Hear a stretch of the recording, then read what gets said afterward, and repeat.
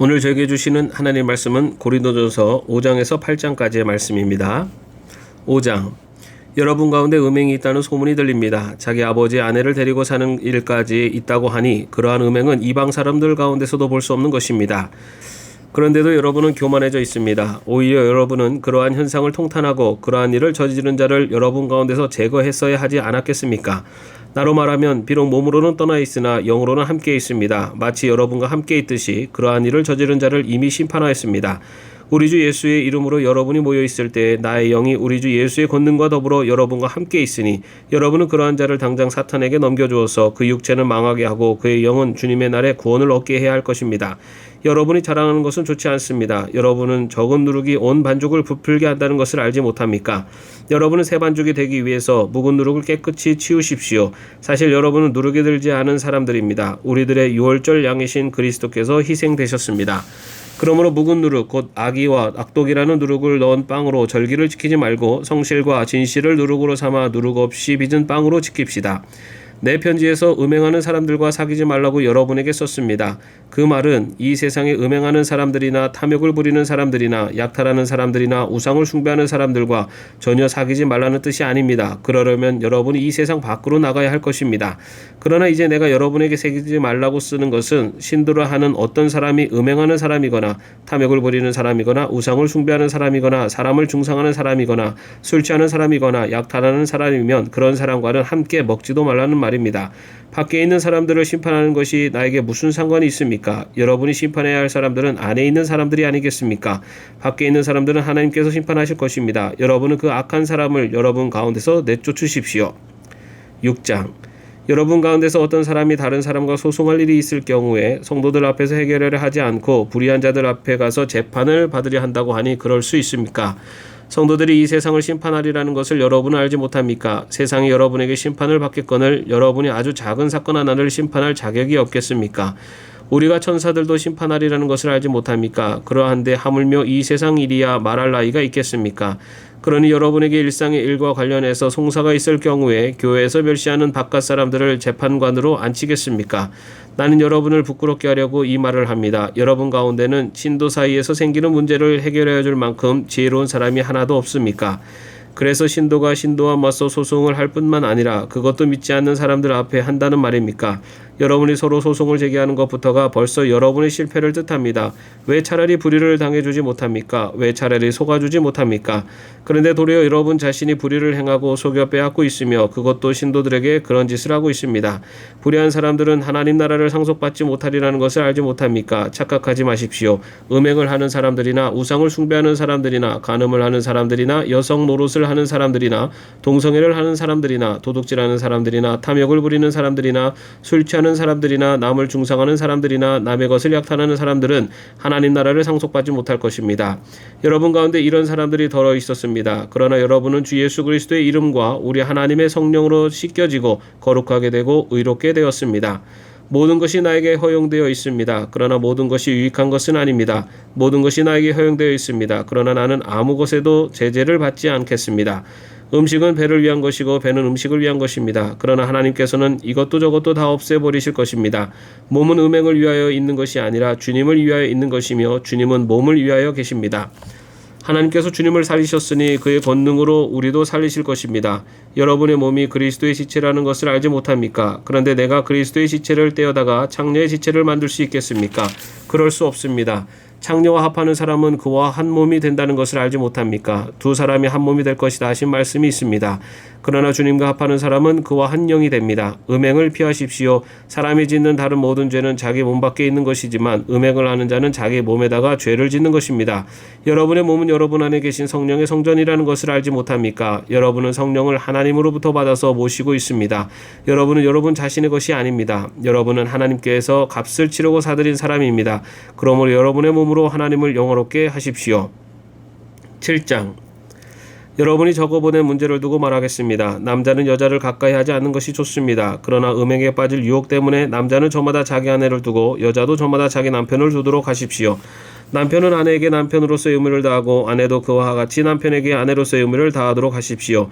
아내가 자기 몸을 마음대로 주장하지 못하고 남편이 주장합니다. 마찬가지로 남편도 자기 몸을 마음대로 주장하지 못하고 아내가 주장합니다. 서로 물리치지 마십시오. 여러분이 기도에 전념하기 위하여 얼마 동안 떨어져 있기로 합의한 경우에는 예외입니다. 그러나 그 뒤에 다시 합하십시오. 여러분이 절제하는 힘이 없는 틈을 타서 사탄이 여러분을 유혹할까 염려되기 때문입니다. 그러나 내가 이것을 말하는 것은 그렇게 해도 좋다는 뜻으로 말하는 것이지 명령으로 말하는 것은 아닙니다. 나는 모든 사람이 다 나와 같이 되기를 바랍니다. 그러나 각 사람은 하나님께로부터 받은 은사가 있어서 이 사람은 이러하고 저 사람은 저러합니다. 결혼하지 않은 남자들과 과부들에게 말합니다. 나처럼 그냥 지내는 것이 그들에게 좋습니다. 그러나 절제할 수 없거든 결혼하십시오. 욕정에 불타는 것보다는 결혼하는 편이 낫습니다. 결혼한 사람들에게 말합니다. 이것은 나의 말이 아니라 주님의 명령입니다. 아내는 남편과 헤어지지 말아야 합니다. 만일 헤어졌거든 재혼하지 말고 그냥 지내든지 그렇지 않으면 남편과 화해해야 합니다. 그리고 남편도 아내를 버리지 말아야 합니다. 그 밖의 사람들에게 말합니다. 이것은 나의 말이요 주님의 말씀은 아닙니다. 어떤 교육에 믿지 않는 아내가 있는데 그 여자가 남편과 같이 살기를 원하면 그 여자를 버리지 말아야 합니다.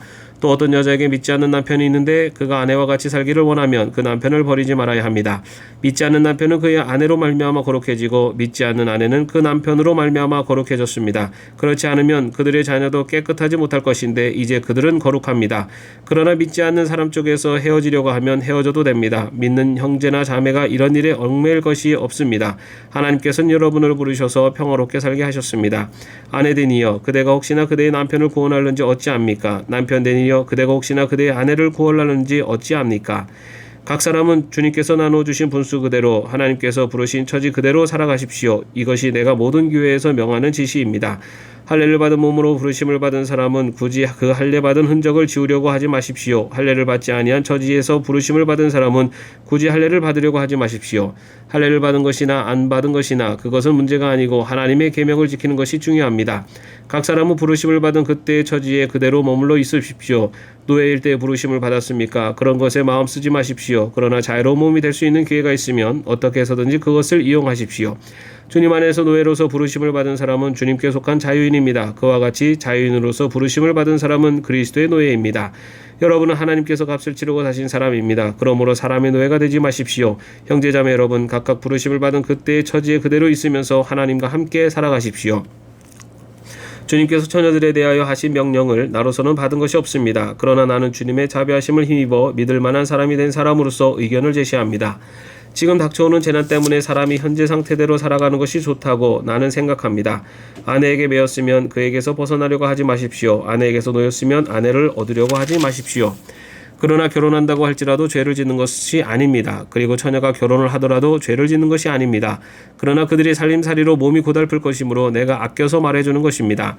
형제자매 여러분, 내가 말하려는 것은 이것입니다. 때가 얼마 남지 않았으니 이제부터는 안에 있는 사람은 없는 사람처럼 하고 우는 사람은 울지 않는 사람처럼 하고 기쁜 사람은 기쁘지 않은 사람처럼 하고 무엇을 산 사람은 그것을 가지고 있지 않은 사람처럼 하고 세상을 이용하는 사람은 그렇게 하지 않는 사람처럼 하도록 하십시오. 이 세상의 형체는 사라집니다.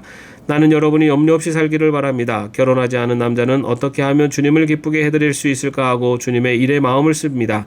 그러나 결혼한 남자는 어떻게 하면 자기 아내를 기쁘게 할 수 있을까 하고 세상 일에 마음을 쓰게 되므로 마음이 나뉘어 있습니다. 결혼하지 않은 여자나 처녀는 몸과 영을 거룩하게 하려고 주님의 일에 마음을 쓰지만 결혼한 여자는 어떻게 하면 남편을 기쁘게 할 수 있을까 하고 세상 일에 마음을 씁니다. 내가 이 말을 하는 것은 여러분을 유익하게 하려고 그러는 것이지 여러분에게 올가미를 씌우려고 그러는 것은 아닙니다.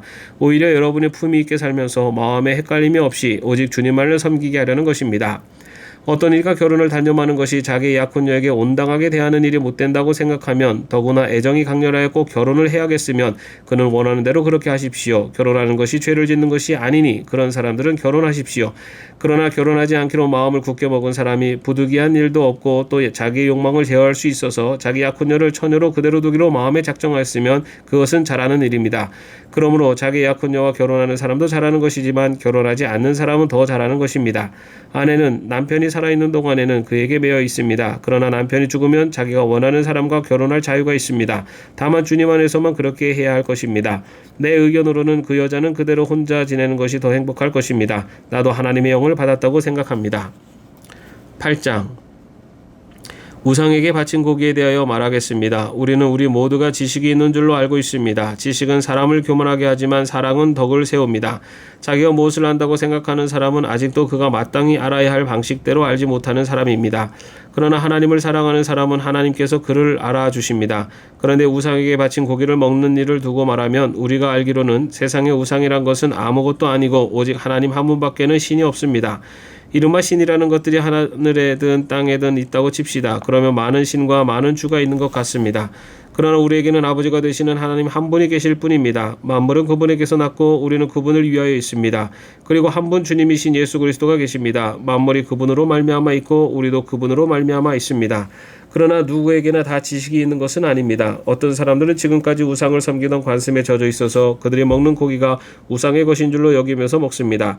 그들의 양심이 약함으로 더럽혀지는 것입니다. 그러나 우리를 하나님 앞에 내세우는 것은 음식이 아닙니다. 음식을 먹지 않는다고 해서 손해볼 것도 없고 먹는다고 해서 이룰 것도 없습니다. 그러나 여러분에게 있는 이 자유가 약한 사람들에게 걸림돌이 되지 않도록 조심하십시오. 지식이 있는 당신이 우상의 신당에 앉아서 먹고 있는 것을 어떤 사람이 보면 그가 약한 사람일지라도 그 양심에 용기가 생겨서 우상에게 바친 고기를 먹게 되지 않겠습니까?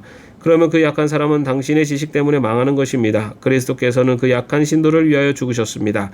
이렇게 여러분이 형제 자매들에게 죄를 짓고 그들의 약한 양심을 상하게 하는 것은 그리스도께 죄를 짓는 것입니다. 그러므로 음식이 내 형제를 걸어서 넘어지게 하는 것이라면 그가 걸려서 넘어지지 않게 하기 위해서 나는 평생 고기를 먹지 않겠습니다. 아멘. 오늘도 평안한 하루 되시기를 바랍니다.